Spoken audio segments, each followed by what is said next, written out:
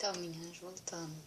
Eu tinha uma cirurgia marcada para julho, dia 8 de julho, né? Em abril eu menstruei normalmente. No dia 28 de abril, menstruei. No caso, eu teria que menstruar dia 24 de junho. Quando foi no dia 2 de julho, mais ou menos, eu me liguei que eu estava atrasada. Que até então eu não estava percebendo que eu estava atrasada. E a menstruação não tinha vindo. Eu achei aquilo estranho, porque nunca tinha acontecido comigo. Então eu fui, liguei para o meu médico, pedi uma guia para poder fazer um beta, só para desencargo de consciência, porque eu ia fazer a cirurgia dia 8.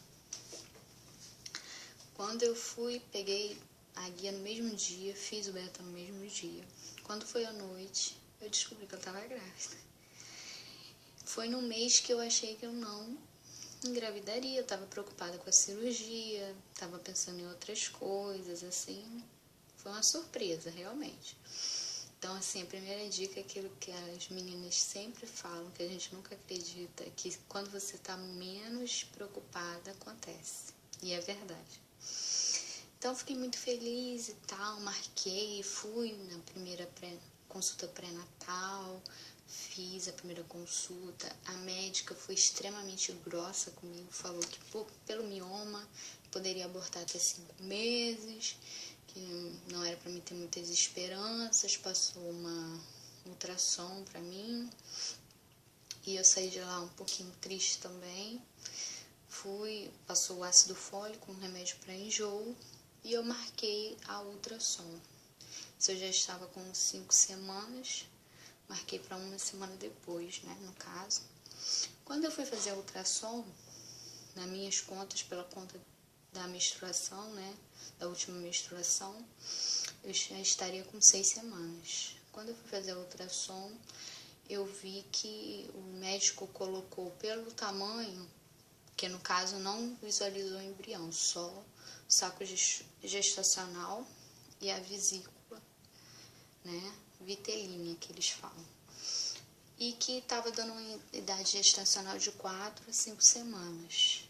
Eu já estava com 6. Eu achei muito estranho aquilo ali. Ele falou que por ser muito pequeno não veria um embrião, mas que era para me voltar depois de 2 semanas para repetir. Me tranquilizou e tal, mas eu já saí dali triste, preocupada. Quando for, aí a gente chega em casa e faz o quê? Procurando no Google, né? Eu já comecei a procurar e já vi casos que realmente aconteceu isso. Depois de 2 semanas eles conseguiram ver o embrião e casos que não tinha embrião. É a chamada a gravidez anembrionária ou ovo cego.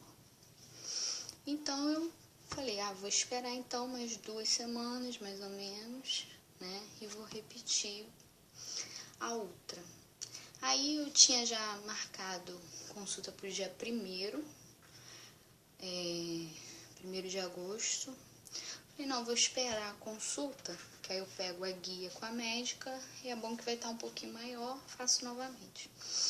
Quando foi no dia 24 de julho, eu comecei com um sangramento. Fui para um pronto-socorro. Ali, quando o sangramento veio, estava muito forte, né? Eu já tinha lido a respeito sobre escape, borrinha marrom e tal, e o meu sangramento estava bem intenso, como o fluxo menstrual. Então eu já fui para o hospital já sabendo o que estava acontecendo. Só que a gente tenta manter a esperança, a fé em Deus, né? Aí cheguei no hospital, fui examinada, meu colo do útero estava fechado, fiz uma ultra, disse que estava tudo normal, só que não conseguiu ver meu embrião. Pela data da outra ultra, já era para me estar vendo. Então ali eu já sabia o que estava acontecendo pelo que eu tinha pesquisado, mas entreguei na mão de Deus, né? Aí o médico me receitou Ultragestan, repouso, e pediu para que eu esperasse. Quando foi no final de semana, eu senti muita cólica, e o sangramento não parou. Então eu já sabia que eu estava abortando, né, realmente. Eu não vi nada, graças a Deus, porque eu acho que se eu tivesse visto, eu teria ficado mais desesperada. E eu pedi muita força a Deus, não acreditava que aquilo estava acontecendo comigo, depois de tanto tempo, tanta luta, eu achei que a vitória tinha realmente acontecido, já tinha falado com a família, então foi assim muito doloroso para mim. E depois de uma semana eu voltei, repeti a outra, e na outra ainda estava o saco gestacional, só que ele estava cheio de ecos, que eles falam como se realmente já estivesse se desfazendo, né? Aí o médico falou pra mim que era pra me esperar mais uma semana, caso não saísse tudo, eu teria que fazer uma curetagem. Aí eu fiquei mais desesperada ainda, porque eu não queria fazer curetagem, porque é uma experiência traumatizante, eu acho que só as mulheres que passaram por isso sabem, né? Então eu orei muito, pedi muito a Deus, e na outra semana quando eu voltei já não tinha mais nada, eu não precisei fazer a curetagem. E daí começou, eu fiquei muito triste, fiquei muito decepcionada, meu esposo, né, e o pessoal da minha igreja, família, todo mundo já sabia. Então muitas pessoas às vezes chegavam pra mim e perguntavam, como é que tá? Como é que tá a gravidez? Você não tá com barriga ainda? E eu tinha que explicar a situação. Mas assim, Deus me deu muita força. E eu consegui, falava com calma, tranquilidade, não falava com raiva nem nada disso. Porque ninguém tem culpa, né? Mas em casa eu me desabava, chorava. E isso, meninos, é uma dor que vai pra vida toda. Eu acho que ninguém nunca supera uma perda, ninguém nunca supera isso, né? Mas aí eu continuei. E quando foi no dia em setembro, mais ou menos, eu voltei no meu médico, meu ciclo já tinha regulado novamente. Perguntei se eu teria que fazer de novo o risco cirúrgico. Ele falou que não precisava, então eu marquei a cirurgia para o dia 4 de outubro.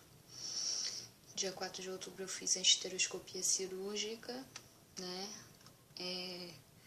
Assim, é dolorido também, mas você é anestesiado, é uma cirurgia, realmente, né? Nisso me deu um pouco de medo, a anestesia geral. E eu fiquei pensando muito sobre isso em relação à cesariana, né? Você levar anestesia. E no caso da esteroscopia foi anestesia geral.